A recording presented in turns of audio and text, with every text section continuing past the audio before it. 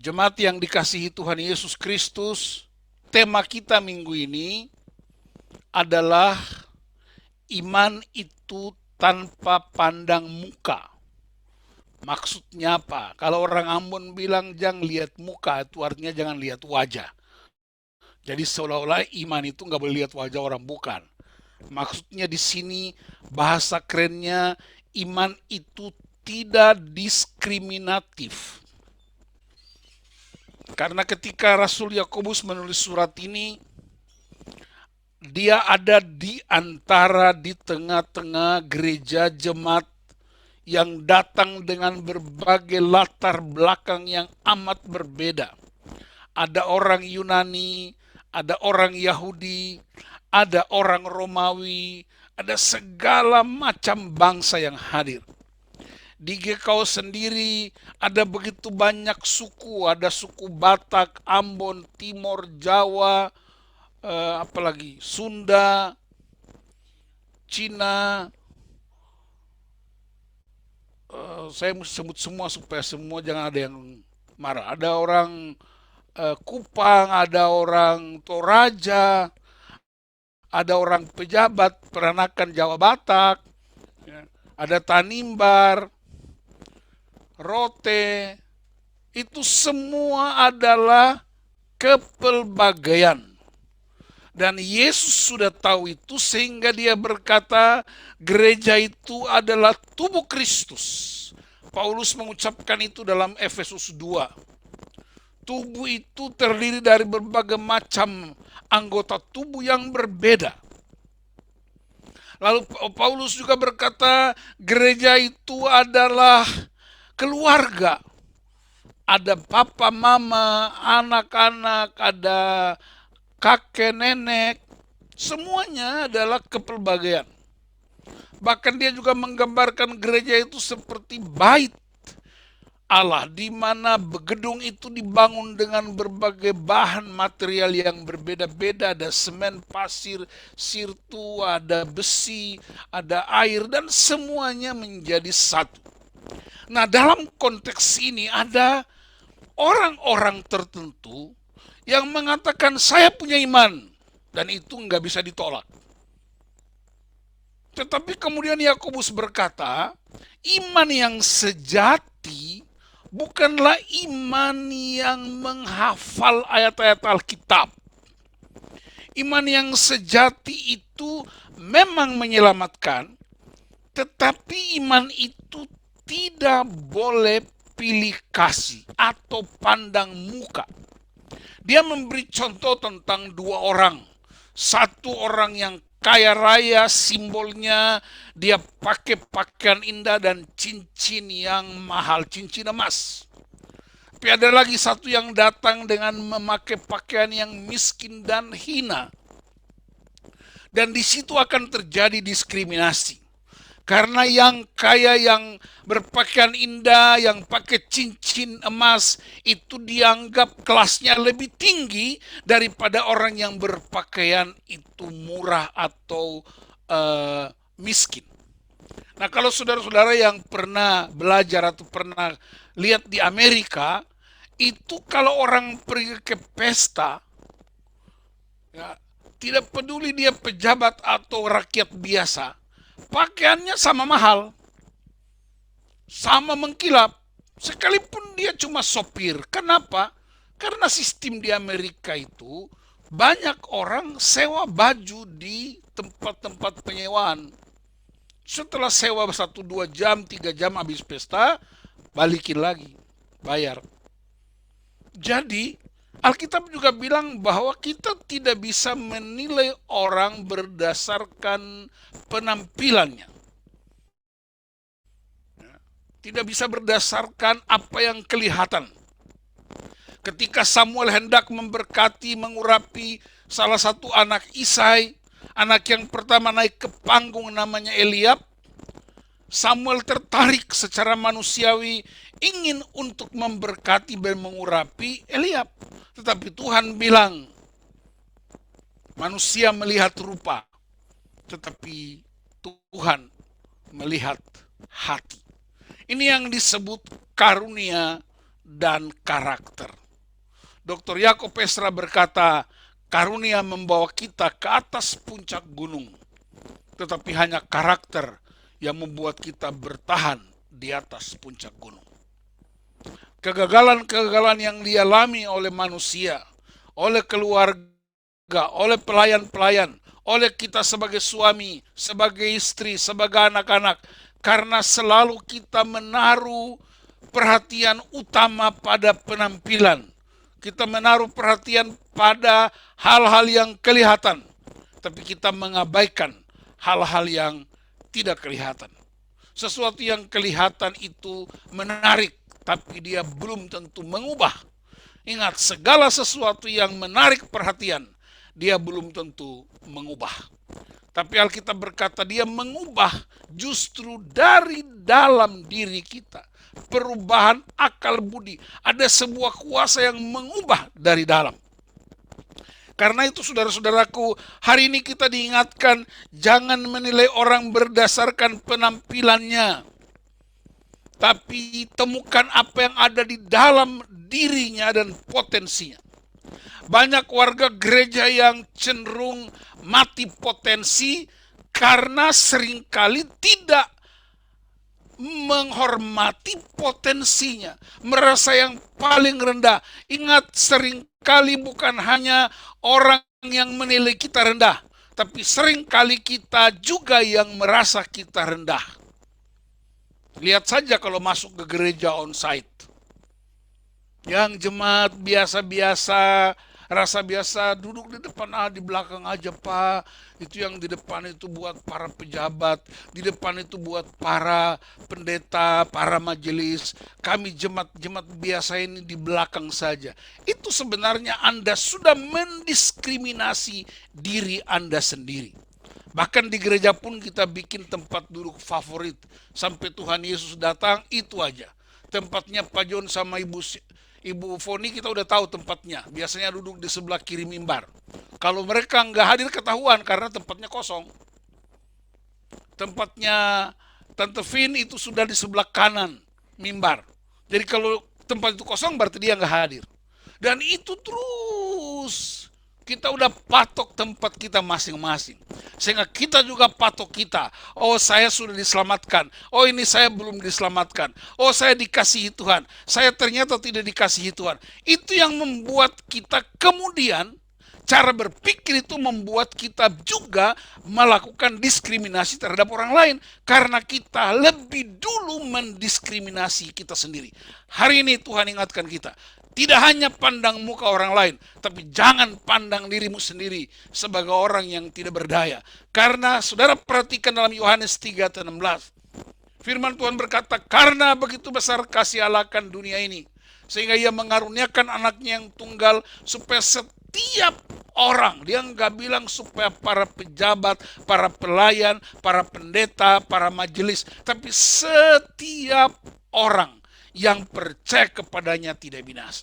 Jadi kasih Allah itu untuk segala makhluk, untuk segala bangsa, untuk setiap orang, tetapi kita yang mesti memutuskan bahwa apakah saya mengalami kuasa kasih itu atau hanya untuk orang-orang tertentu. Jadi poin saya yang pertama untuk hari ini buat jemaat ialah jangan hina dirimu sendiri. Jangan tolak dirimu sendiri. Engkau berharga. Tuhan Yesus menyelamatkan aku sebagai seorang pendeta, tapi dia juga menyelamatkan engkau juga sebagai seorang anggota jemaat. Sama saja. Tidak kurang, tidak lebih. Sama-sama, darah yang sama, salib yang sama. Itu menyelamatkan kita semuanya.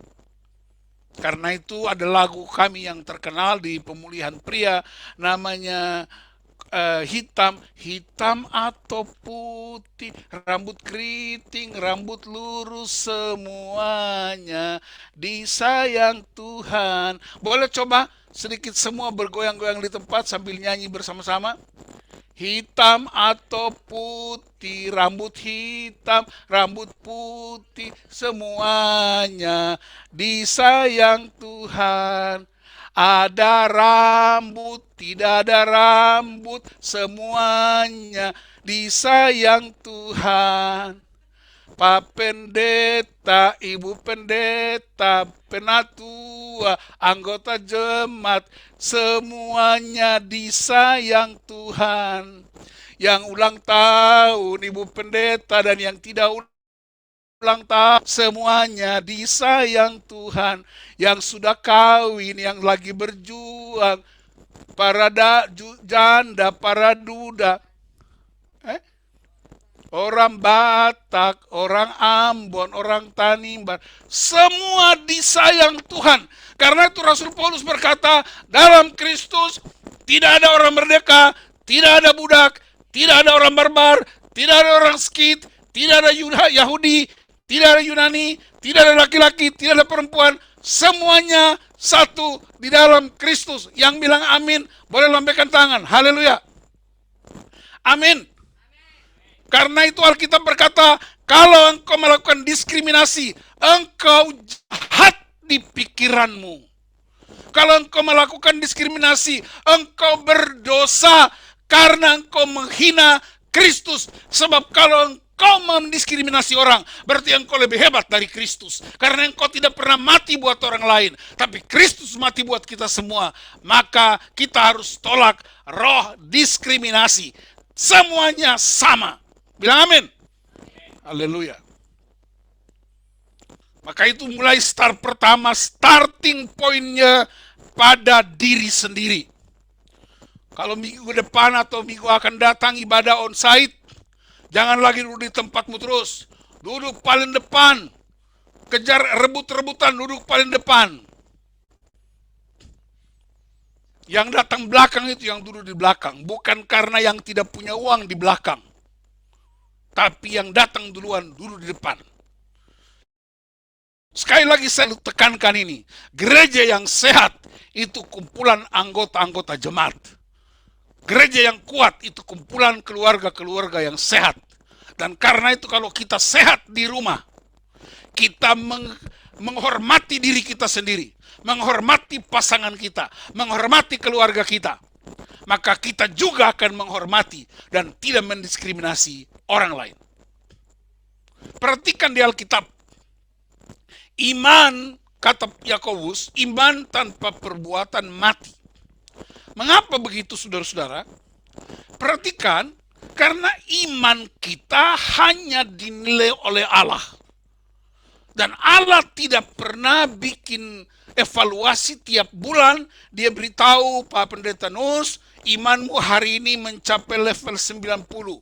Oh Pak John, imanmu hari ini mencapai level 92. Oh Pak Luhut, imanmu hari ini mencapai level 93. Tuhan tidak pernah bikin daftar level iman kita. Tapi dia tahu imanmu, percaya kepadanya. Tetapi manusia bisa melihat iman kita melalui apa? Perbuatan. Kita dibenarkan Tuhan karena iman kita, tetapi kita dibenarkan oleh manusia karena perbuatan kita. Ada dua contoh yang saya mau kutip. Yang pertama Abraham. Abraham percaya sepenuhnya kepada Allah. Dan cara dia percaya ialah dia menyerahkan putranya, Ishak. Itu yang namanya tindakan iman. Dan dia meniru Allah sendiri. Dia menyelamatkan kita dengan menyerahkan anaknya, Yesus Kristus. Seorang wanita di Alkitab yang dianggap pekerjaannya hina, profesi hina, Rahab, dalam Yosua 2 diceritakan, dia percaya kepada Allah.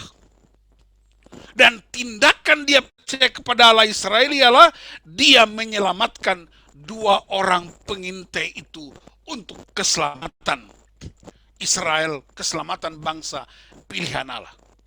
Sehingga Alkitab menyebut Rahab adalah salah satu saksi iman karena imannya. Dan kalau kita jujur melihat Alkitab baik-baik, ada seorang hamba Tuhan menyebut di Alkitab itu ada semacam humor-humor ilahi. Jadi Alkitab itu banyak sekali mob-mobnya. Banyak sekali jok-joknya kalau kita pakai logika mop atau jok. Orang Papua bilang mop. Mau buktinya? Tuhan mau keluarkan Israel dari Mesir. Negosiasinya dengan Raja Firaun. Harusnya yang dikirim untuk bernegosiasi itu seorang pria yang cakap bicara, dia pandai menguraikan sejarah, dia begitu hebat menguasai kosakata. Tapi untuk mengeluarkan Israel dari Mesir, melalui percakapan yang begitu dalam, Tuhan kirim seorang pria yang gagap, tidak pandai bicara, namanya Musa. Musa itu kalau di Papua artinya muka sama. Haleluya, kita ini semua muka sama. Saya rasa Musa itu orang Tanimbar. Dia mama itu orang Nalahia. Yang kedua, perhatikan saudara-saudara, Tuhan mau selamatkan bangsa Israel untuk membela keagungan Tuhan. Harusnya kan Tuhan kirim raja, seorang pria yang gagah perkasa. Tapi dia kirim seorang Gideon yang penakut. Dan Gideon mengalahkan orang Midian. Ini kan gak masuk di akal. Untuk mengalahkan Goliat kan Saul dong yang gagah perkasa. Laki-laki yang badan besar, bodi mantap punya. Tapi justru Tuhan pakai Daud, anak kecil yang masih merah itu. Katanya Tuhan mau bikin bangsa Israel besar, keturunannya sebanyak pasir di laut dan bintang di langit. Dan itu melalui kandungan. Tapi yang Tuhan pilih siapa? Sarah, wanita yang mandul. Aneh kan? Ini kan humor-humor yang luar biasa. Ini Tuhan itu suka berhumor sama kita. Kalau Tuhan mau supaya Yesus Kristus lahir, bukannya dari seorang perempuan cantik di istana, seorang perempuan yang hebat sekali, yang terkenal, dia pakai seorang perempuan yang sama sekali tidak populer di zaman itu. Maria mengandung Yesus. Kalau untuk beritakan Injil kepada segala makhluk, segala bangsa di dunia, Tuhan bisa pakai para ahli Taurat, orang-orang yang hebat-hebat tahu Perjanjian Lama, mereka kuasai hukum-hukum. Malah Tuhan pakai seorang pengkhianat, pakai seorang teroris. Siapa namanya? Paulus. Jadi saudara bisa bayangkan, untuk Tuhan mau menunjukkan bahwa kalau manusia menganggap orang lain hina, engkau mendiskriminasi. Allah tidak pernah melakukan diskriminasi. Bahkan orang-orang yang hina, Tuhan pakai untuk mengubah cara pandang kita. Bagaimana gereja mesti berpikir yang benar. Bagaimana gereja berpikir berdasarkan firman Allah, hidup menurut kehendak Allah. Ya, dalam banyak praktek di gereja, tidak usah di masyarakat modern. Di gereja seringkali orang dihargai. Kenapa? Karena persembahannya gede. Karena donasinya banyak. Lalu yang cuma kasih 2.000 nggak usah dihitung. Itu biasa aja. Nah, saya bersyukur kepada Tuhan, Jemaat GKO Sola Gracia ada di koridor yang benar. Kita nggak ada bikin perbandingan siapa lebih hebat dari yang lain, siapa lebih kaya dari yang lain. Memang nggak ada yang kaya, kita semua sama aja. Nggak ada yang miskin, semuanya sama. Walaupun saya tahu ada yang hitam, ada yang putih. Kalau saya kan putih, kalau Ricky itu kan dianya hitam. Jadi ya, Alkitab bilang, Kidung Agung 1 ayat 5 bilang, sekalipun aku hitam tapi manis. Haleluya. Satu kali saya diundang oleh GPDI Semarang. Itu pendetanya namanya Pendeta Trivena. Dia undang saya KKR di Semarang. Dan KKR itu banyak sekali yang hadir, karena malam itu malam KKR kesembuhan. Jadi banyak orang sakit yang hadir. Dibawa dari rumah sakit, dibawa dari rumah, taruh di kursi roda. Nah, sebelum saya berkhotbah itu worship leadernya udah on fire banget. Itu dia udah mulai ajak jemaat untuk siap dengar firman Tuhan. Dahsyat sekali waktu itu. Nah, sebelum saya khotbah ada satu ibu datang ke saya. Ibu ini kira-kira umur sekitar 50 sampai 55 tahun. Dia agak sedikit SKSD lah. Dia bilang, Pak Pendeta, Saya mau tanya. Saya bilang, ibu, tanya apa aja boleh, tapi jangan lama karena saya mau khotbah. Lalu dia tanya begini, Pak Pendeta, saya hanya mau tanya, kenapa orang Ambon itu hitam? Waduh, itu rasanya nggak mau khotbah. Bagi saya itu, waduh, itu tersinggung abad modern. Udah pakai jas, mau khotbah, udah siap mau lepaskan kuasa Tuhan, tiba-tiba ada interupsi dari seorang mama. Kenapa orang Ambon itu hitam? Nah, sebagai manusia saya rasa, wah ini udah nggak benar nih. Lalu saya mulai berdoa, Tuhan tolong saya mau khotbah, tapi Tuhan boleh nggak tunjukin saya sebuah ayat. Apa kata Tuhan tentang orang hitam? Wih, begitu saya buka ketemu Kidung Agung 1 ayat 5. Di situ dikatakan, sekalipun aku hitam, tapi manis. Haleluya. Akhirnya saya tidak menghakimi diri saya sebagai orang hitam. Sekarang udah diterjemahkan beda, bukan lagi hitam tapi manis, tapi hitam tapi cantik. Nah, rupanya itu ayat ditujukan buat wanita-wanita yang suka menganggap dirinya. Kadang-kadang dia putih tapi gayanya gaya orang hitam. Jadi ibu-ibu saya ingatkan, jangan merasa minder dengan dirimu. Jangan merasa rendah diri.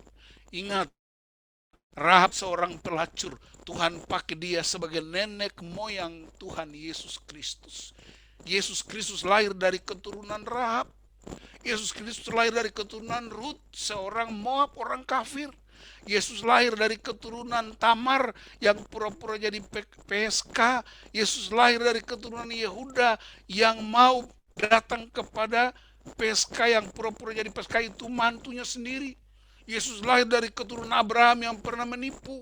Yesus lahir dari keturunan Daud yang pernah bersinah. Yesus lahir dari keturunan Batseba yang menyerahkan dirinya kepada raja. Itu untuk menunjukkan bahwa dalam keadaan apapun, siapapun kita, ketika kita datang sama Tuhan, maka semua diskriminasi berakhir. Kita semua sama di hadapan Tuhan dan kita menjadi orang-orang yang berharga di mata Tuhan. Karena itu saya ingatkan kita, semua prinsip kebiasaan diskriminatif adalah perbuatan jahat di mata Tuhan, dan orang jahat tidak berkenan di hadapan Tuhan. Ketika kita tidak melakukan diskriminasi, kita sedang mempraktekkan hukum Allah. Kasihilah sesamamu manusia seperti dirimu sendiri. Dan itulah kita sedang menjadi Kristus kecil di bumi. Karena itu pesan saya hari ini, dan juga kebetulan, bukan kebetulan, pas hari ini 5 September ada ulang tahun Ibu Pendeta Geraldina, gembala sidang kita. Haleluya. Boleh kasih tepuk tangan dulu dong, pas hari ini hari Minggu. Ya, ulang tahun Ibu Gembala. Mana sorotan kamera buat Ibu Gembala dulu, dia ulang tahun hari ini. Yang lain jangan merasa diskriminatif, kan ulang tahun kalian kan bukan hari Minggu. Jadi nggak disorot, ini pas hari ini aja tanggal 5. Jadi itu nggak ada spirit diskriminasinya. Udah ketemu? Nah, sudah ada sorotan Ibu Gembala. Saya mau kasih tahu pesan buat dia. Puji Tuhan. Nah, karena Ibu Gembala yang ulang tahun, jadi saya diminta untuk kasih ayat Alkitab. Kalau jemaat yang ulang tahun, Ibu Gembala kasih ayat Alkitab. Kalau karena dia ulang tahun, saya yang kasih ayat Alkitab. Lalu saya kutip Kidung Agung 1 ayat 5. Sekalipun aku hitam tapi manis. Beberapa menit kemudian, Ernie WA saya. Pak Pendeta, Ibu Pendeta bilang nggak ada ayat lain lagi. Saya ketawa, saya bilang baru kali ini seumur hidup saya jadi pendeta. Ada orang yang dikasih hadiah ulang tahun ayat Alkitab malah ditolak. Berarti ada kecenderungan apa? Ibu Pendeta nggak yakin kalau dia itu hitam tapi manis. Jadi hari ini Ibu Pendeta bertobatlah. Anda itu hitam tapi manis. Jangan tolak ayat Alkitab. Haleluya. Ya. Akhirnya saya ganti Filipi 4 ayat 13. Baru dia bilang begini, itu ayat yang saya cari. Waduh, berarti kita ini pilih-pilih ayat ya. Ayat-ayat Alkitab itu berlaku untuk kita semua. Hari ini kita bersuka cita juga bersama Ibu Gembala kita. Saudara-saudara, kalau ikuti baik-baik, Ini pendeta yang satu ini agak aneh bin ajaib. Karena nggak ada ibadah khusus ulang tahun, jadi saya bilang saja hari ini. Ya, dia menikah belum sampai 3 bulan, suami dipanggil Tuhan. Wah, ini aneh bin ajaib. Dalam perjalanannya dia pernah ditolak di sebuah jemaat karena dia perempuan. Ada suku tertentu yang merasa pendeta perempuan itu kayaknya nggak masuk dalam daftar silsilah pelayan-pelayan Tuhan.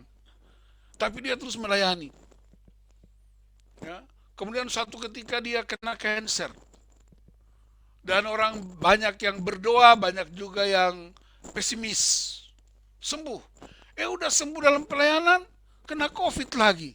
Waduh, jadi dia punya alumni banyak. Alumni para janda, alumni ditolak, alumni cancer, alumni COVID. Ternyata saya renungkan begini. Ya, keajaiban-keajaiban Tuhan itu Tuhan yang pilih. Tuhan pakai orang tertentu untuk menyelamatkan banyak orang lain. Karena itu kita belajar dari Tuhan Yesus, tapi kita lihat iman ibu gembala kita yang sungguh-sungguh dipakai Tuhan untuk memberkati banyak orang. Kita berdoa supaya dia tetap kuat, sehat, untuk menjadi saksi yang hidup. Sehingga nanti muncul Kisah Para Rasul pasal 30. Karena pasal 29 itu saya punya. 30 itu Ibu Pendeta. Nanti Pak Luhut punya 31, Pak John 32, Margono itu ya 40 aja, Kisah Para Rasul pasal 40. Jangan terlalu dekat-dekat ke kita karena ada perjuangan. Riki itu Kisah Para Rasul pasal 90. Ya. Agus Lete dan ibu istrinya itu ya bolehlah Kisah Rasul pasal 32 lah. Agak sedikit dekat-dekat. Artinya apa saudara-saudaraku? Hari ini kita ciptakan kisah-kisah kita bersama dengan Tuhan. Kisah yang paling dahsyat ialah jangan mendiskriminasi dirimu sendiri. Jangan menghina dirimu sendiri. Karena Tuhan Yesus mati buat kita sama. Dan dengan demikian kita tidak akan mendiskriminasi orang berdasarkan harta, jabatan, kekayaan, pangkat, golongan, warna kulit, atau apapun. Tapi kita semua sama di hadapan Tuhan. Terakhir, saya mau cerita tentang kenapa di India banyak sekali orang yang bertobat terima Tuhan Yesus. Ya, di India itu ada 5 jenis kasta. Kasta Brahmana, kasta Satria, Wisnu, Sudra, dan Paria. Paria itu yang paling rendah. Dan kasta-kasta itu kampung-kampungnya berdasarkan kastanya. Klaster-klasternya udah ada. Dan ketahuan dia kasta apa dari namanya. Suatu ketika, Bapak rohani saya, Pak Victor John, kami panggilnya Fiji, istrinya seorang anak pendeta dari Swedia. Mereka masuk ke India, dan dia mulai menangkan seorang kasta Brahmana. Saya sudah lupa namanya karena saya pernah nginap di rumahnya. Dan kasta Brahmana ini terima Yesus. Hebat sekali dia, begitu radikal dengan Tuhan Yesus. Strategi berikutnya ialah dia menangkan beberapa kasta dia yang Brahmana terima Tuhan Yesus. Lalu mereka mulai melayani kasta-kasta lain. Mereka datang duduk makan bersama kasta Paria, Sudra. Mereka bantu kerja kasar, mereka kerja kotor, mereka bantu sama-sama. Orang-orang kasta lain itu terheran-heran, mereka merasa tidak pantas didatangi oleh kasta Brahmana. Dan itu orang paling takut. Kenapa? Kami tidak pantas, tidak layak, jangan sampai nanti kami dibunuh.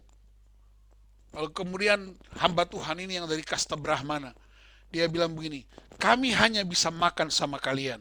Kami hanya bisa bantu kalian bekerja. Tapi ada satu pria yang lebih tinggi kastanya daripada kita. Dia tidak hanya makan bersama kita, dia tidak hanya bekerja bersama kita, tapi dia mati buat kita. Dan karena itu jangan lihat kami kasta Brahmana ini, ada kasta yang lebih tinggi dari semuanya, dan itulah junjungan kita. Lalu mereka bertanya, boleh kita tahu nggak, boleh kami tahu nggak siapa nama orang itu, kasta macam apa itu? Disebutkan nama ini, dia Yesus Kristus Tuhan. Sehingga orang semua berbondong-bondong. Dan sampai hari ini di sebuah kota di India, Varanasi, maaf 2 kota, Varanasi dan Gorakhpur, Orang-orang yang bertobat terima Tuhan Yesus lebih dari 50 juta orang hanya dalam waktu 15 tahun. Kenapa? Karena semua kebanggaan kasta, semua kebanggaan yang ditetapkan manusia harus gugur di hadapan Tuhan karena semuanya sama. Itu juga yang dialami Rasul Paulus. Dia ahli Taurat yang hebat, dia orang Farisi yang dahsyat, dia sangat pintar. Tapi ketika dia bertemu dengan Kristus, semuanya jadi nol. Dan kemudian dia menjadi kawan semua orang. Sehingga dia berkata, ketika aku ketemu dengan orang Yahudi, aku berlagak seperti orang Yahudi. Ketika aku ketemu orang Yunani, aku seperti orang Yunani. Supaya sedapat mungkin aku menangkan banyak orang buat Tuhan Yesus. Karena itu mari kita semua turunkan standar kita. Turunkan standar di bawah standar Kristus. Dan biarlah standar Kristus kita gunakan. Sedapat mungkin banyak orang dimenangkan. Jangan pandang muka. Jangan diskriminatif. Karena Tuhan menyelamatkan kita. Semuanya sama. Tuhan Yesus memberkati semuanya. Haleluya. Amin.